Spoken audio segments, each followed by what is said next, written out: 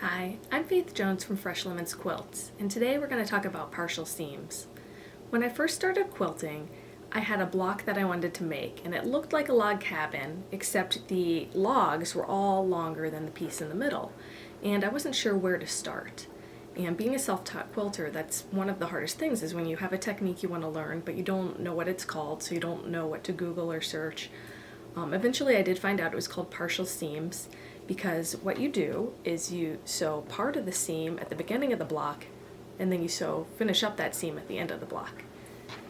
This is a quilt. This is my Starfall quilt pattern, and all the stars in this use partial seams except for one. So I think there's like 4 or 5 stars in this quilt, and a lot of them use partial seams. So you can see on this example you have a square, and all the logs are longer than the square in the middle. And today we're going to learn how to sew a partial seam. So here is our off-kilter block laid out. You can see we have the square in the center, logs that we have foundation paper pieced to go around that square in the center. Then that block will become the square for these logs. And as you can see, all of these logs are longer than this center block. I've brought my yellow and white log in my white square to my sewing machine. Note that the bottom is lined up, and I'm going to place them right sides together, keeping that bottom lined up. You can see this half rectangle triangle is hanging off at the top here of the square. Now we're going to sew the seam, starting here and working our way to about an inch before the end of the white square. So if you want, you can actually even start up here and work your way down, or you can flip your unit over and maybe mark with a pin where you want to end. But you don't want to sew the entire seam. You only want to sew about 1.5 inches of this 2.5 inch block. I'm going to start here just because it's easier for me. And I'm going to reinforce my seam a little by back stitching.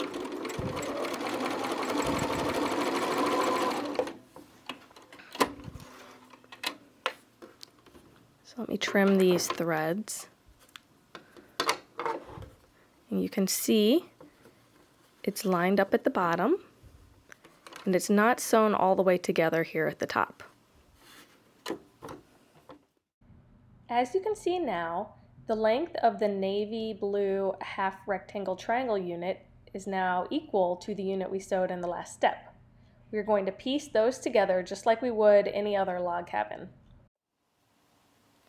So next we are going to take our next log, which is this dark blue log, and as we showed in the last step, it is now the exact length of the white square and the yellow and white half rectangle triangle log.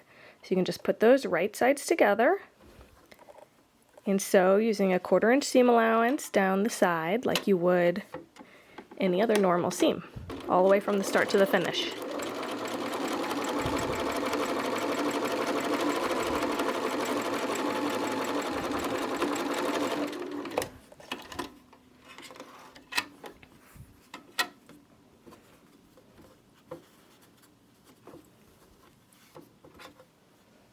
There we go.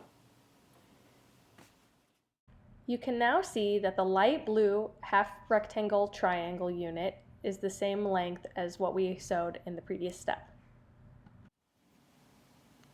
So now we are going to take this light blue section log, and it is now the exact length. So we are going to just place it here and sew it on as normal from start to finish.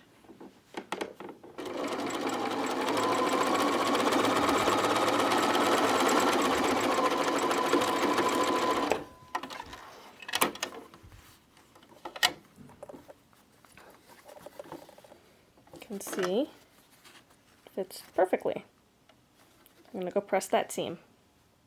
Okay, so now we are going to sew this final green log, and you can see, well, that doesn't look right, and that doesn't look right.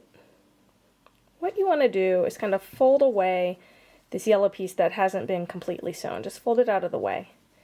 And make sure your white square, had bent in a little bit because it had been pressed.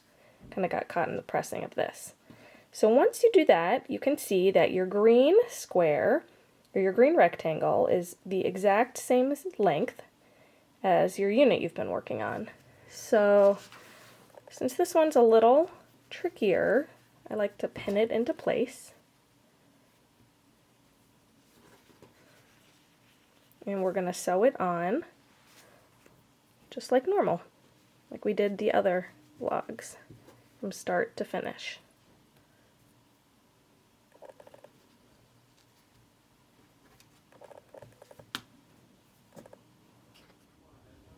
So now we are back at my machine, and I'm just gonna sew down the seam like I did for all my previous seams. Be sure to keep that yellow log bent out of the way.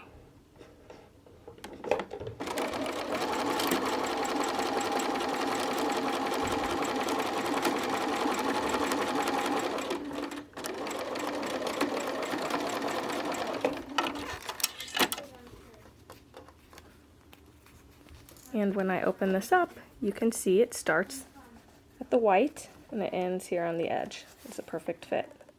So now we have all of our sides sewn on, except we have this little piece that's hanging off. This is where the magic happens. You're going to fold that back over the section that you've sewn, and you can see the seam you started with in step 1, and you can see the end of this rectangle now hits the edge of the unit that you've been working on. And what we're going to do is we're just going to pin this into place, and we're going to head over to the machine, and you're going to finish sewing the seam line. So you're going to start where you finished in step 1 and just sew to the end of the unit. Okay, here we are. I'm going to start where I ended in step 1 once I get my thread fixed.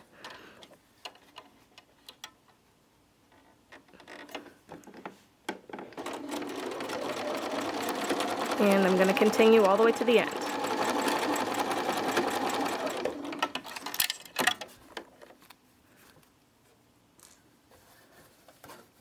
And when you open it up, you'll see that your seam has finished all the way equal across all the sides. Okay, here we are back with our finished center unit and our 4 logs that we're going to sew partial seams around the center unit. So just like we did in the previous step, we are going to start on the side, fold right sides together. Here, we'll flip it this way. You can see, just like when we did the first unit, part of it's going to hang off, and we are going to sew from the bottom to about an inch before the center block finishes. Okay, I'm back from my sewing machine, and I have sewn the orange unit on, ending about an inch before the end of the square. You can see right here it's not completely sewn. And you can also see now that our pink unit is the right length to sew here.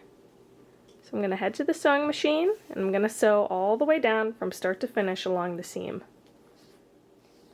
We are again back from the sewing machine. You can see we've sewn our pink unit on, and now we're going to go for this purple side. Line it up just like you would a normal block, and we're going to just like normal, 1/4 inch seam all the way down the side. Okay, we are back with our final log, and remember, we are going to fold away this piece of fabric that we didn't finish sewing in the first step of the outer border, and we're going to make sure the white part is all folded flat, which it is. We're going to line this up at the beginning and the end, and just do a 1/4 inch seam all the way from start to finish.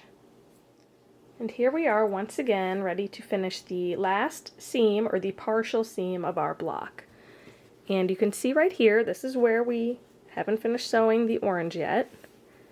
So we're just going to fold that back. We're going to pin it into place.